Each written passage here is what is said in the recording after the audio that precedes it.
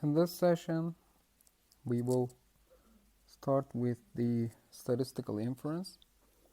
So this is our fourth chapter. We will make a brief introduction. Then there will be mainly two parts here. The first part will be dealing with the statistical estimation part, this one, where we will discuss point estimation, interval estimation, the estimation of difference between two means, and p-estimation of the binomial distribution. And in the second part, we will conclude with the hypothesis testing, namely small sample hypothesis testing and large sample hypothesis testing will be our concern, and then we will make a brief summary. All right. So we need estimation and decision making for many different purposes. Many different examples can be given about this because we need statistics in this sense. We rely on sample data to make an inference of population based on its parameters, based on the population parameters, right? This one is very important. That's what we're usually trying to do based on samples. Just imagine the questionnaires given to before elections or something like this. And estimation and decision making is done with corresponding sample statistics, of course. The typical population parameters that we're concerned about are the mean, the variance of population, or the success ratio per trial set in the binomial trials, for example, etc. These are the things that we're curious about. So such an approach can easily be turned into what is called statistical inference, which is equal to estimation plus decision making as well. And we do this statistical inference over the population parameters. Here, we can talk about two main aspects of statistical inference: the estimation of population parameters, this one, and the decision making about those parameter values. I mean, the first part and the second part. This is the distinction, I guess, that can be summarized here. And when we talk about estimation, what we're trying to do is, in fact, using data to guess at a parameter of the population, right? And we're trying to seek to know the property of the true state of nature about that population. We're trying to understand that population. And what is prediction? By definition, it is using data to guess at some random value that is not a part of the data set, such that we're trying to seek the outcome of a random variable here. Just pause the video and try to answer this question. Which one has more uncertainty here, your estimator or your predictor, for example? Just pause the video and think about it. We will discuss about this in the Q&A part as well. Okay. Now, when we move to statistical estimation, there are two types of statistical estimation here. The point estimation, for example, we can be concerned with the cumulative of a student, for example, okay, 65 or something like this, or we can do interval estimation. We can now focus on an interval instead rather than a point, like the cumulative of a student falls between 65 and 70, for example. So it is called interval estimation. And the formulation for estimation is called the estimator. In fact, it is a formula. That's it. And the estimated value in the end, what you find in the end, is called the estimation. In fact, it is just a value.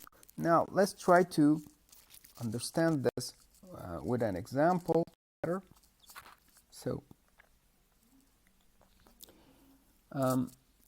okay, this is a very popular one, like your arithmetic mean is, it can be written like this, right? You know this. And this sample mean and this sample mean, what we have here is sample mean is an estimator of population, estimator of mu, which is our population mean, right? This one is a population parameter, and this one is the estimator of that parameter, right? That's it. So here, in this sense, you have many samples from x1, x2, x3 up to xn. You have n samples taken from that particular population, and you decide on how to use them for mu, your estimation. So how to use them here is your estimator. Your estimator lies here, how to use them. You can use another estimator here, another one, that can result in another estimation. For example, you can go ahead and use another estimator, for example, for interval. For an interval, for example, this time. So in this sense, your mu will fall between somewhere around here, right? Somewhere within that range. That's it. So your estimator changes, and this also affects your estimation as well. That's the idea about the estimator. All right. So how good is your estimation? Now, there's a very nice Archer analogy that we can think about here. So the estimation process can be made analogy like shooting an arrow to the target, right? So this is called shooting an arrow. This is the whole process is called the estimation, the shooting an arrow, okay?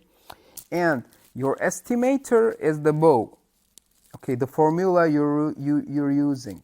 So this is your estimator, the formula you're using. And the estimation is your shot here, the landing arrows here. Those are your estimations. And where is your parameter? Just think about it. So this is your parameter, right? These are your parameters, or for example, variance or something like population parameters are what you're trying to hit, okay? That's it. That's a very nice analogy that when we're doing estimation here, we're using estimator to end up with lots of estimations, and we're hopefully dreaming that or thinking that they will hit the target. We will try to hit the target. Just imagine you fire just a single arrow, and what does it mean? It means that you take one sample from population and try to make an estimation about that population parameter. That's the idea. And suppose that you hit the target with your first shot, with your first sample. Does that mean that you're a good archer? Pause the video and think about it. Means that. We will discuss this more in the Q&A part, but keep in mind that you need to have lots of samples to have a better estimation, okay? I mean, you need to land many arrows to have a better idea about the population parameters right here. So the parameter to be estimated is usually represented with theta. Okay, then later we will also give them, we will try to estimate mu p, mu1, the difference between two population parameters, P1 minus P2 or something like this, we will discuss. But for now, it's generally called theta. And the estimator of theta is represented with this one. Okay, this is the parameter to be estimated. And theta, with a hat, is your estimator for that parameter. And if you can write this like your estimator is this one, then if this equivalence holds, then this also means that it is an unbiased estimator. Okay, so it means that your theta with a hat is an unbiased estimator of theta. And of course, the question can be asked, what do we mean by bias here? Okay, the bias is like you're trying to have an look at this. This one is an unbiased estimator where you have your population mean around more likely to hit it around this population parameter here with your estimator. But however, this one, look at this, your estimator is a bit biased from the real population parameter here, like where it accumulates, where the mean is different. So it means that the second one has a bias here. Okay, that's the idea about the bias or having a biased estimation. And again, your when you're trying to estimate, precision is also important. Look at this. These are both unbiased estimators, but the one on the left is a more precise estimator, right? But the right one is has more variance. Okay, the one on the right hand side is less precise estimator. Just another question for you to think about. You can pause the video for this. Suppose that you have two estimators. One of them is a biased one, but a very precise one. The other one is an unbiased one, but a quite less precise one. Which one would you prefer for estimation, for example? We can discuss more about this in Q&A part as well. Just think about it yourself as well. All right. So when we go ahead and think about statistical estimation, it is similar for interval estimators, where we have repeated sample taking from the same population to calculate the intervals that as our population parameters present between them. And the ratio that the desired parameter is within that interval is called the confidence coefficient.